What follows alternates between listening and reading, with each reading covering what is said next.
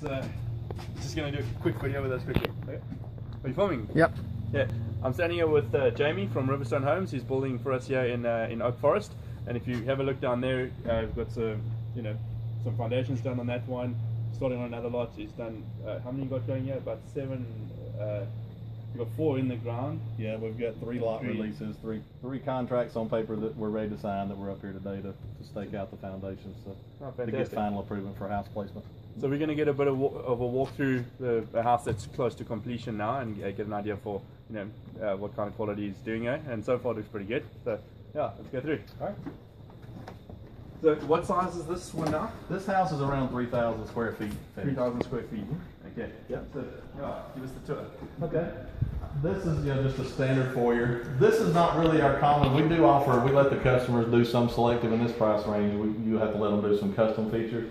The judge's panel in this room is a little bit different than our normal, and we do just a work order on those. We'll go through and price those up. So is this an extra added finish? It is an extra added finish, and basically we run, just as for an investment standpoint, we'll run a cost on that deal and run a 30% price on to cover, make it worth your while to do a change order. We don't charge any flat change order fees per se, but we do just put in a price and upgrade that way. Okay. So when they're speaking about the upgrades, do they do it right up front, or do they get a feel for what the house is like and then they just keep adding on while you're building? Both. It depends on the customer and how thorough they are. We have some that really know exactly what they want when they start, and they will line item everything out to a T. Yeah. But there's usually going to be some things they'll change as they go. They get a feel for what's happening. It's really a lot easier to do when they change as they go. People think it's more detailed, but when you get a list of 3 pages of items, it's kind of easier to go. We give them a selection sheet up front where they can pick out. We give them a choice of the grill patterns and their windows and the granite colors and different things. And we'll have standards and then we'll have upcharge prices. So they kind of know what they have to start with, what their options are going to be. So this is going to be the kitchen area. Mm-hmm. Okay. And cabinetry and stuff, yeah. What kind of finishes are you using? Well, we use maple and birch, wood cabinets, wood stain finish. Right now, what's popular is really dark colors. Okay. What they call espresso is a real popular color. It's almost black. It's such a dark stain.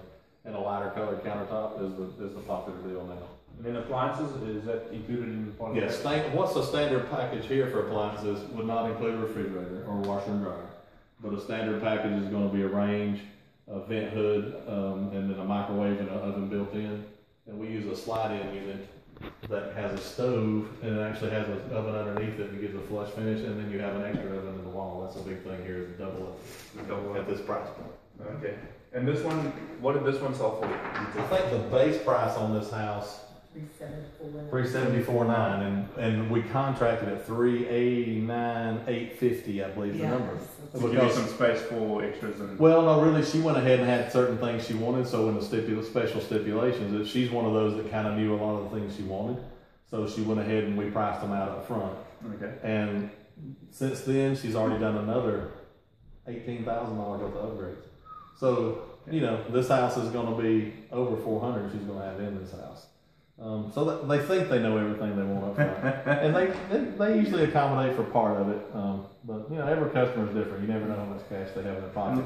And like we were talking about earlier, you're saying that having something like this where people can walk through and get a feel for what you're actually doing makes it a lot easier to sell in the rest of the neighborhood. Yeah, the more things we have going and the more stages you have to show them, because some people are more structural oriented, so they like to see a house being framed and how tight joints are, nailing patterns. They're like, oh, you're actually building something that will last 20 minutes. Yeah, you need something that, we try to keep the sides pretty clean, just want to do all this stuff, but when you come in and frame it, keep them, our framers, they sweep up when they done. The sheetrock guys, when they finish sanding, they sweep up. Keep them looking clean and try, it gives people a good impression. But, that goes throughout. And that's what we call a keeping room. Yeah, this is a keeping room. So this is. You asked about the keeping room, okay? A fireplace there and another fireplace here. These all gas fireplaces. Okay. And we do offer, they make a ventless, or a direct vent, they actually call it, that you can put in that doesn't actually require a chimney chase. And it comes with gas logs already in it. So we give them an option. The one that's vented is a little more expensive because it does have the logs. But then the money you save on framing the chimney chase and the side is a kind of wash. Okay. You've got a bit of a deck out back here. Yeah, real popular now. Most all the models are going to have some type of screened-in porch area and the sun deck. Okay. The screen porches are kind of taking over the sun deck. Here's a good some sample boards. This is the stick-on top rock we use. That's what they call an imitation dry stack. It's actually a poured concrete product. They use a form and a mold, and they just pour it and then. Yeah, and they actually, what they do is they pour it and it's all the same color. They actually spray in different powders. They'll have one mold that may just be this rock that'll hold 50 of these, and they actually spray in a powdered color that when the concrete goes in, it adheres to it, and they flip them out of a silicone mold. So they have, each one of these pieces have a different part number, and it takes all the different ones to make the patterns. So, they actually give you like a little puzzle to put together. So every time you see that shape of rock, it's going to be that color. So, do we have a basement underneath on this house? There is a basement on this house. Okay, let's go through. Go to the master too. That master looks so good in the city. This is what I'm talking about. The upgraded models that people are in this point, they're wanting the keeping room and a separate guest bedroom on the main. You get into that 330 range or so, you're going to eliminate one or the other. But what's good about that is they still get the same size kitchen and master bedroom and great room, but they're just eliminating one of the non-necessity rooms. Yeah. So this is kind of everything. Seating height is 9 feet to stand. What would be standard in a normal house? Now, anything over 180 to 200 price range is going to be 9 feet down and 8 feet up. And so that kind of goes into that construction issue you're talking about with the brick and all. On a standard house here, an 8-foot stud is 92 5/8 of an inch. Okay. So I'm not doing the conversion. Well, and the reason it does this is because when you add the plates that require the single bottom plate and a double top plate, everything's already spec'd out to where when you do that, you've got exactly a 1/2 inch higher wall than 2 layers of sheetrock. This drywall comes with 48-inch wide boards, which is standard for 8-foot wall. When you do 9-foot ceilings, there's still only one joint instead of having a 4-foot and a 4-foot and a 2-foot. This is called stretch board. It's 54 inches, which the extra width on each board accommodates from an 8-foot wall to a 9-foot wall. Okay, cool. Through there. That's just a walk-in closet. Yeah. Now, a typical bedroom in these houses.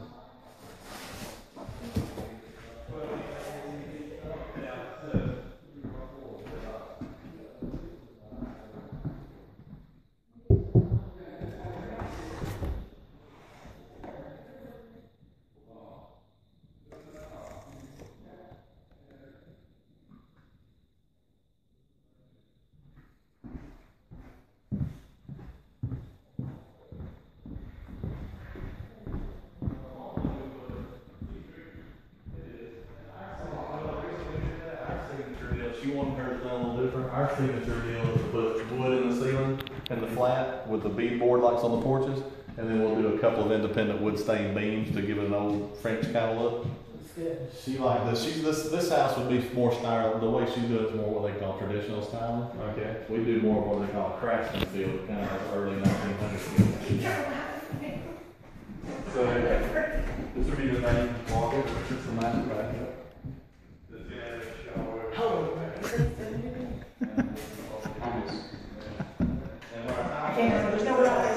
When they tile this, they'll come in here with a concrete block, extend this out, and there'll actually be a seat out here, and the shower, the wall will go over and extend the seat. So conventional wood framing. Well, it's so much easier to run wires. Plastic pipes. Yeah, CPVC gold.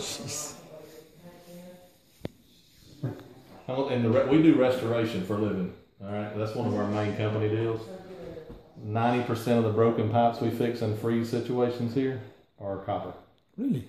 Copper does not have the ability to expand and contract like that CPVC. CPVC gold, I have that in my personal house. I've got about a 6,000 square foot home. I've had it for 18 years. I've never had an issue with it. Sure. Let's go upstairs. What is the rest of this? This is the master closet. Master closet.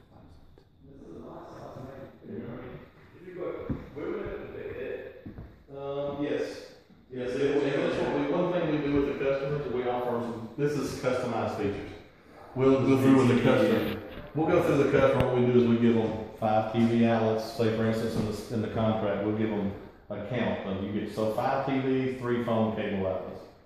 And then when we come in, we'll say this will be your best bed wall. But we'll ask them. They may say, "Oh, we want the bed somewhere else." But usually there's an overwhelming spot of the proper place. Yeah. And then we automatically will put a telephone on one side for a cordless phone or whatever, outlets on both sides to serve, and then usually directly across is where you'll have your cable, everything set up for television.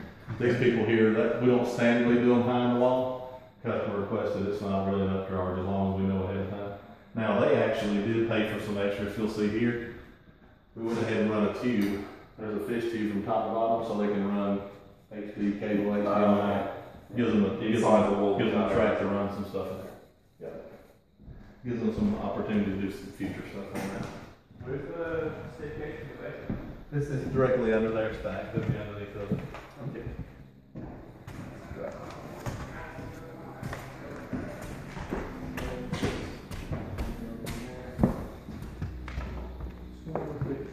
I know it's hot here now.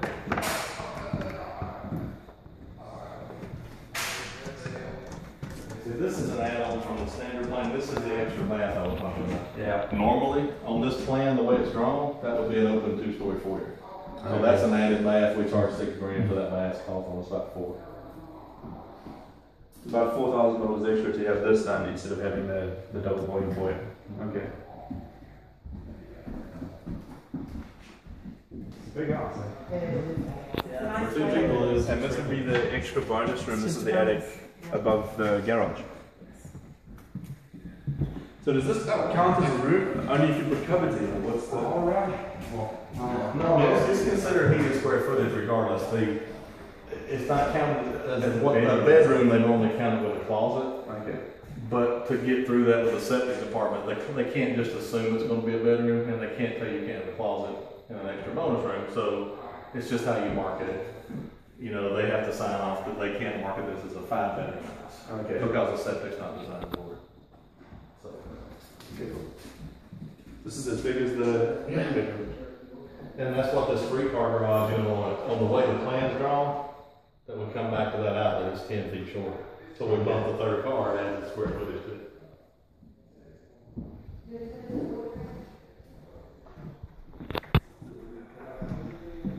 Hey, Mark.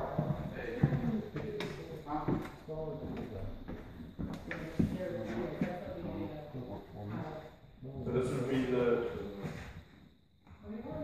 washer dryer area. No, this is actually a bathroom as well. This is what they call a Jack and Jill bath. Okay. And the reason they call it that is, you know, it's kind of, it ties together in 2 different rooms so 2 different spaces can access it.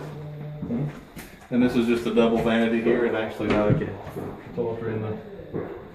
And this is what I'm talking about when you move to a different price point. These are Americast coated porcelain tubs, and we'll do the real tile surrounds. You go to that lower price point, you can save $800 per tub or so by going in there with a fiberglass unit. Yeah.